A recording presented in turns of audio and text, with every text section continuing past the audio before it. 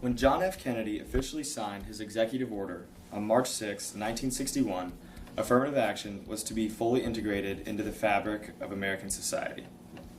As we all know, JFK came from a white Irish Catholic background, therefore pretty interesting that he would implement such a movement. As stated in this executive order, number 10925, if you were curious, government contractors were to take affirmative action to ensure that applicants are employed and employees are treated during employment without regard to their race, creed, color, or national origin. However, affirmative action, as a whole, is increasingly becoming outdated and needs to be reformed so that it actually helps those in need today, the socioeconomic minorities, no longer the racial minorities. Undoubtedly necessary at first, affirmative action has begun to unfortunately drift away from its inherent values and in some cases is contradicting the actual legislation upon which it was founded. There are three reasons why affirmative action is no longer serving the purpose for which it was instituted for, that being to aid those with setbacks to get to an even playing field. First, affirmative action, and the way it is administered today, discriminates against others in the undergraduate college admissions processes. For example, according to the OEA's project, in 1995, Jennifer Gratz, a white teenager who applying to the University of Michigan, was later denied, but found after being told that she was actually qualified, and was later found out that Michigan took race into account as a factor for the admissions process. And she took that case all the way to the Supreme Court, actually.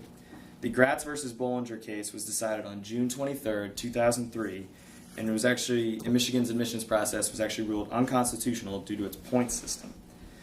Each applicant would be rated out of 150 points. However, members of the underrepresented minority groups would receive 20 points, a 13% advantage right off the bat, simply for the color of their skin.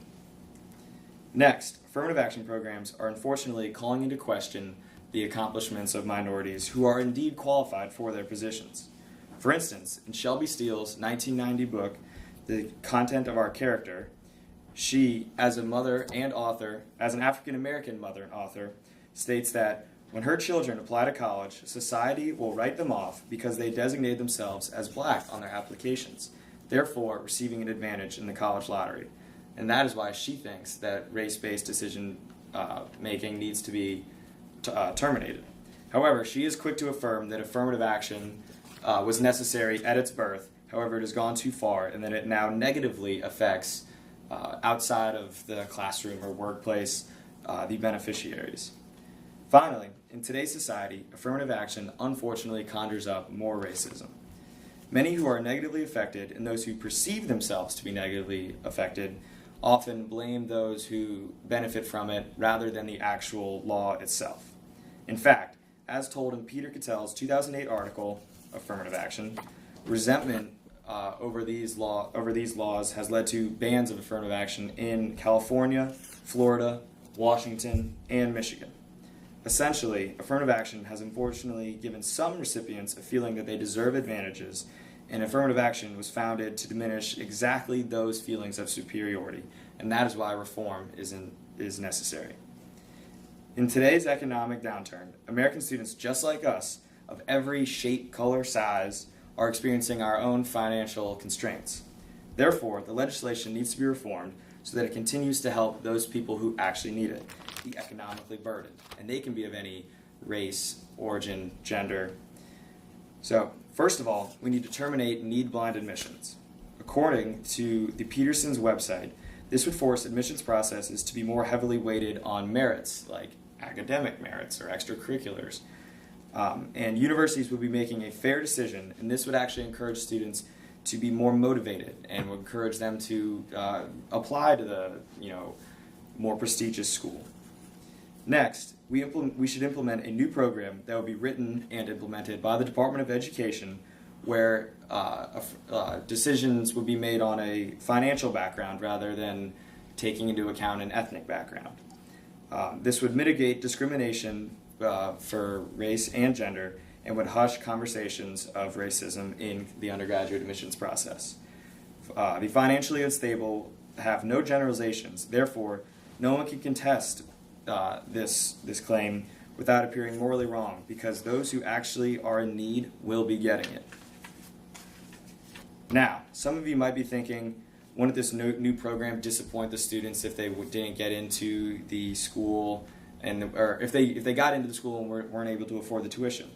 Yes, but if they were truly qualified and the school actually accepted them for the person that they are, the school would make room. These schools are big-time businesses. They have the money. If anything, admissions processes should be race-blind, because if they were to stay the same as they are now, that would mean that the university is weighing your ethnic background more heavily than your financial background. And which one sounds more fair? Which one sounds like you're actually getting the help to the people who need it? As you can see, affirmative action in university admissions has lost sight of its inherent values to help those who need it. Today, it fosters discrimination against others, takes away from minorities' accomplishments, and perpetuates more racism. Sometimes it benefits those who simply do not need the leg up. Therefore, the implementation of a new program by the Department of Education emphasizing aid to the financially unstable is necessary, rather than using a system that generalizes each ethnic background specifically. As stated in the Declaration of Independence, all men are created equal. Therefore, let's put all the other demographics aside and help the people who actually need it.